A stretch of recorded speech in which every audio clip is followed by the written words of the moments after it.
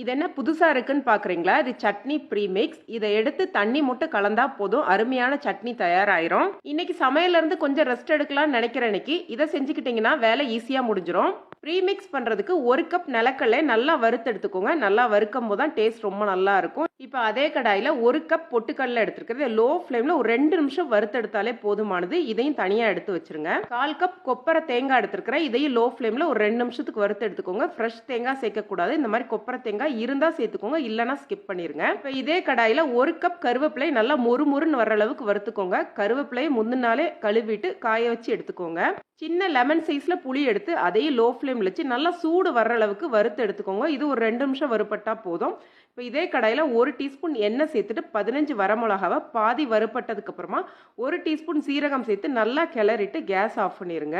இப்போ இது எல்லாத்தையுமே ஒண்ணா ஆற வச்சுட்டு அரைக்கிறதுக்கு முன்னாடி 10 பல் பூண்டு தேவையான அளவு உப்பு சேர்த்து நல்லா அரைச்சு வச்சுக்கோங்க. இது ஒரு தட்டில் போட்டு ஆறுனதுக்கு அப்புறமா பாட்டில போட்டு ஸ்டோர் பண்ணி வச்சுக்கோங்க. இதை ஃப்ரிட்ஜில் வைக்கணும்னு அவசியம் இல்லைங்க, வெளியில வச்சாலே உங்களுக்கு ரொம்ப நாளைக்கு வரும். தேவையான அளவு பொடி எடுத்து கொஞ்சமா தண்ணி சேர்த்தாலே போதுமானது. சுடு தண்ணி சேர்க்கணும்னு அவசியம் இல்லை, நார்மல் ரூம் டெம்பரேச்சர் தண்ணியே சேர்த்துக்கோங்க.